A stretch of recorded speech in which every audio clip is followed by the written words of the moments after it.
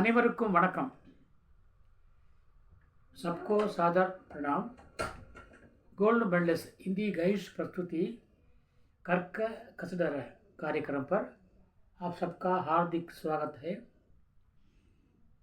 इसके अंतर्गत सत्संग नामक एक नए विभाग का शुरुआत होने वाला है. वो अगले एपिसोड से शुरू होगा और आज महानों की वाणी के बारे में हम बात करने वाले हैं. கோல்டு மெடல்ஸ் இந்தி கைட்ஸ் வழங்கும் கற்க கசடர நிகழ்ச்சிக்கு தங்களை வரவேற்பதில் பெருமகிழ்ச்சி அடைகின்றேன். எங்களுடைய துணை நிறுவனமாகிய சத்சங் என்ற நிகழ்ச்சியின் தொடக்கம் நாளை அல்லது நாளை மறுநாள் ஆரம்பிக்கப் போகிறது. அதன்படி உங்களுடைய அனைத்து விதமான சந்தேகங்களையும் நாங்கள் தீர்த்து வைக்கிறோம். அது வரலாறோ, இலக்கியமோ, தமிழ் இலக்கியமோ அல்லது ஹிந்தி இலக்கியமோ அல்லது கவிதையோ அல்லது குரட்பாக்களோ அல்லது இலக்கணமோ, ஹிந்தி இலக்கணமோ, அரசியலை தவிர வேறு எதுவாக இருந்தாலும் தாங்கள் கேட்கும் சந்தேக கேள்விகளுக்கு உரிய சரியான பதிலை தங்களுக்கு அளிக்க கடமைப்பட்டிருக்கிறோம். நீங்கள் இங்கே தெரியும் எண்ணிலே, அதாவது 8807848261 8807848261 என்ற வாட்ஸ்அப் எண்ணிலே நீங்கள் தொடர்பு கொண்டு உங்கள் பதிவை அனுப்பினால் தங்களுக்கு ஏற்ற பதிலை நாங்கள் அடுத்த பதிவிலே உங்களுக்கு நேரிலேயே இந்த வீடியோ மூலமாக தெரியப்படுத்துவோம். இன்றைய வீடியோ மகான்களுடைய சுருக்குலை பற்றி. நேற்றைய பதிவில் மகாத்மா கபீர்தாஸ் அவர்களுடைய சில தோஹா என்னும் குரட்பாக்களை பற்றி சொல்லியிருந்தேன். இன்றைக்கு மகாத்மா கோஸ்வாமி துளசிதாஸ் அவருடைய சிறு படைப்புகளை பற்றி ஆராய இருக்கின்றோம். துளசிதாசர் ராஜாப்பூர் என்ற கிராமத்தில் பிறந்தவர். அது உத்தரப்பிரதேச மாநிலம். அங்கே ஒரு பிராமண தம்பதிக்கு குழந்தையாக பிறந்தவர். குழந்தை பருவத்திலேயே அவருக்கு பிறக்கும் பொழுதே வாயிலே பல் இருந்த காரணத்தால் இந்த குழந்தை கெட்ட குழந்தை என்று மூடத்தனமாக நம்பி அவருடைய பெற்றோர்கள் அவரை கொண்டு போய் கோயிலே விட்டுவிட்டார்கள். அது ராமர் கோயில். அந்த கோயில் பிரசாதத்தையே வளர்ந்து அந்த சிறுவன் வளர்ந்தான். அந்த கோயிலுக்கு ஒருவர் ராமா ராமா என்று அழைப்பார்கள். ஆகவே அந்த சிறுவனும் ராமா ராமா என்று அழைப்பான். ராமன் என்ற வார்த்தையை தவிர அவனுக்கு வேறு எதுவுமே தெரியாது. ஆகவே ராம் போலா என்று அவருக்கு பெயர் இருந்தது. ராம் போலா என்று பெயர் இருந்தது. பிறகு அந்த கோயிலுக்கு வந்த பாபா நரஹரிதாஸ் என்பவர் இந்த குழந்தை தத்தெடுத்து தான் வளர்த்து அவனுக்கு எல்லா கலைகளையும் கற்றுக் கொடுத்தார்.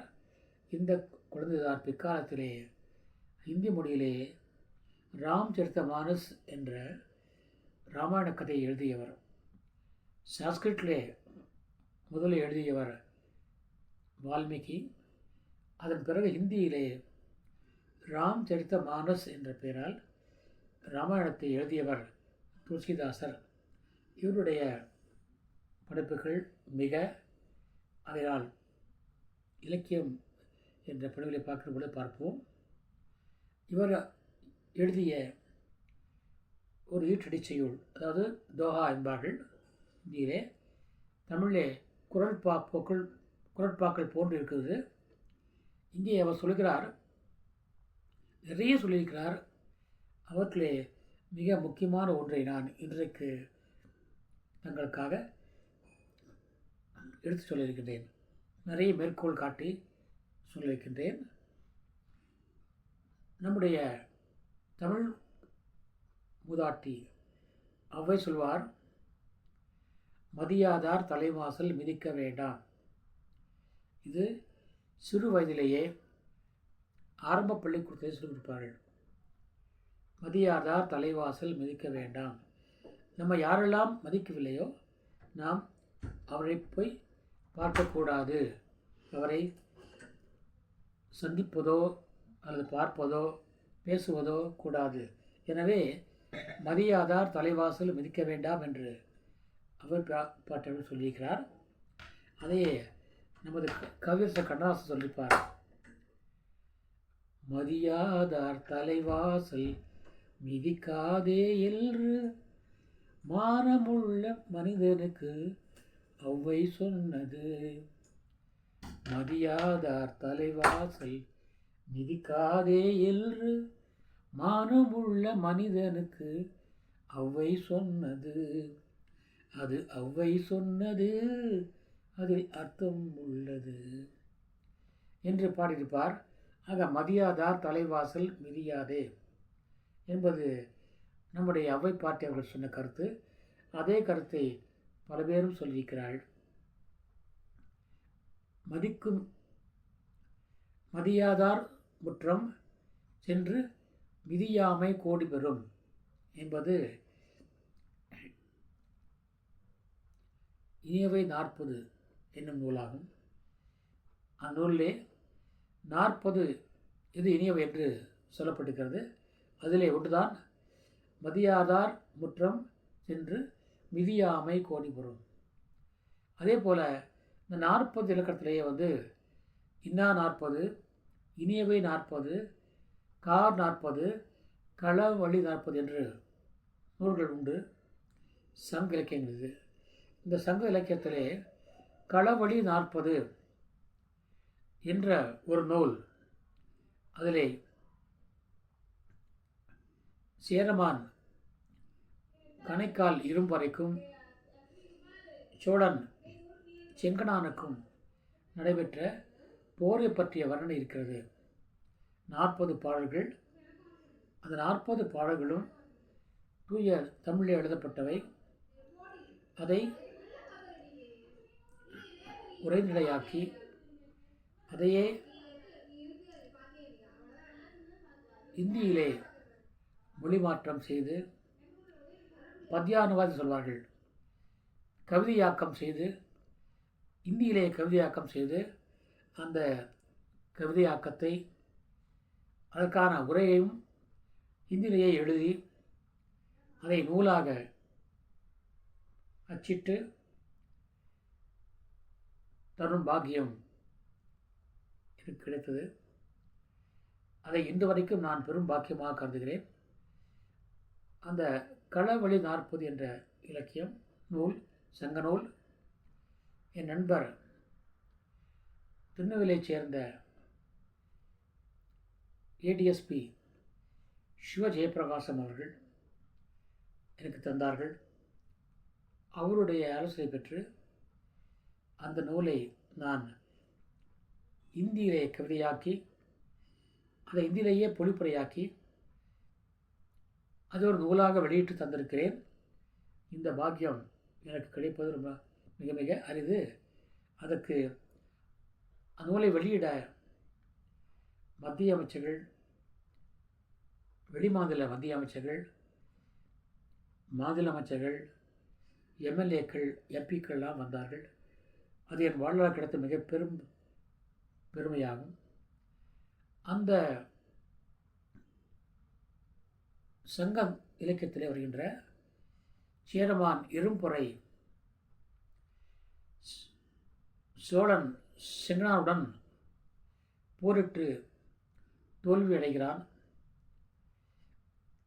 தோற்றத்தின் காரணமாக அவன் சிறையிலே அடைக்கப்படுகின்றான்.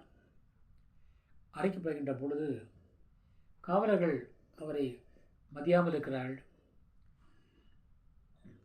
தாகத்திற்கு தண்ணி கேட்கிறார். தண்ணி அவர் கேட்கின்ற பொழுது காவலன் உரிய நேரத்திலே கொடுக்க மறுக்கிறான். அவரை அலட்சியம் செய்கிறான். இதை அவர் தனக்கு ஏற்பட்ட இடுக்காக கருதி, அவமானமாக கருதி, அந்த நீரை அவர் பருகாமலேயே உயிர்விட்டார் என்பது வரலாறு. புலிகியார் என்ற ஒரு புலவர் சேரமான் இரும்பரையை பார்க்க சென்ற பொழுது அவர் மானத்திற்காக தன் உயிரை விட்ட சேரமான் இரும்பரையினுடைய கதையை சிறைச்சாலையை கேட்கின்றார். அங்கேயே கண்ணை விட்டு அழுகிறார். அழுது அவர் நினைவாக இந்த 40 செய்யுள்களையும் எழுதினார். அதுவே களவழி 40 என்ற பெயராலே புகழ்பெற்றிருக்கிறது. அதை நான் இந்தி மொழியாக்கம் செய்திருக்கிறேன், கவிதையாக்கம் செய்திருக்கிறேன். அதற்கான பொழிப்புரையும் இந்தியிலேயே சொல்லியிருக்கிறேன் உரைநடையாக. அந்த சேரமான் இரும்பொறை மானத்திற்காக உயிரை விட்டார். மானம் ஒன்றே பெரிது என்பது வாழ்வது நமது சமுதாயம் என்று கவியரசர் பாடியிருப்பார். கவியரசர் பாடியிருப்பார், மானம் ஒன்றே பெரிதென எண்ணி வாழ்வது நமது சமுதாயம். மானம் ஒன்றே பெரிதென எண்ணி வாழ்வது நமது சமுதாயம். மரண பயங்கரம் சூழ்ந்து வந்தாலும் மாறிடாது ஒரு நாடும். மரண பயங்கரம் சூழ்ந்து வந்தாலும் மாறிவிடாது ஒரு நாளும். மானம் ஒன்றே பெரிதென எண்ணி வாழ்வது நமது சமுதாயம் என்ற தமிழ் சமுதாயத்தின் மரபினை மாண்பை கவியரசர் அழகாக சொல்லியிருக்கிறார். அப்படி மானத்தை பெரிதாக எண்ணி அவமானம் செய்யப்பட்டு கொடுக்கப்பட்ட நீரை நான் பருக மாட்டேன், அதைவிட நான் உயிரை விடுவேன் என்று சொல்லி உயிர் விட்டார் சேரன் இரும்பொறை அவர்கள். அந்த நூல்தான் களவழி 40 நூலாக விழுந்திருக்கிறது. கவிஞர் இன்னும் பாடுவார். பாரத நாட்டை பற்றி பாடுவார். நாயகன் வருவிருந்தொண்டு வறுமை மறைத்தல் முற்றிய பாரதத்தில் முதிர்ந்த பண்பாடாம் என்பார். நாயகன் வருவிருந்துண்டு வறுமை மறைத்தல் முற்றிய பாரதத்தில் முதிர்ந்த பண்பாடாம். வாழ எழுதியிருப்பார், பாசிமணி ஊசியெல்லாம் விற்போமுங்க, பாசிமணி ஊசியெல்லாம் விற்போமுங்க, ஆனால் காசுக்காக மானத்தையே விற்க மாட்டோம், ஆனால் காசுக்காக மானத்தையே விற்க மாட்டோம் என்று பாடியிருப்பார். அதே போல மானம் ஒன்றே பெரிதென்று எண்ணுகின்ற வாடுகின்ற சமுதாயம் மக்கள் சமுதாயம், நம் தமிழ் மக்கள் சமுதாயம். இந்த சமுதாயத்தினுடைய மேன்மை பற்றி சொல்லும்போது சொல்வார்கள், மயிர் நீப்பின் வாழா கவரிமான் அன்னார் உயிர் நீப்பர் மானம் வரின். மயிர் நீப்பின் வாழா கவரிமான் அன்னார் உயிர் நீப்பர் மானம் வரின். கவரிமான் என்ற ஒரு மான் இருக்கிறது. அதனுடைய உடலிலிருந்து ஒரு முடி கீழே உயிர்ந்தால் கூட அது மானத்தை இழந்தாக கருதும். அதை கருதி தன் உயிரை விட்டுவிடும். அதுபோலத்தான் நமது முன்னோர்கள் மானத்தோடு வாழ்ந்தார்கள். ஆக மானத்தோடு வாழ வேண்டும். நம்மை யாரெல்லாம் இகழ்கிறார்களோ அங்கு நாம் செல்லக்கூடாது. இகழ்ந்தாரை நாம் மறக்கலாம், ஆனால் நாம் அங்கே செல்லக்கூடாது. இங்கே துளசிதாசர் அந்த கருத்தை சொல்கிறார். அவர் சொல்கிறார்,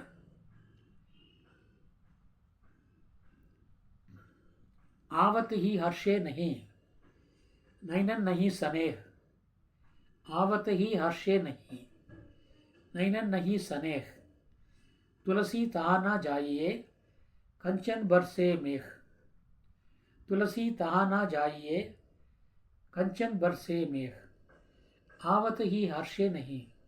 जब हम किसी के घर पर जाते हैं, हमें देखने के बाद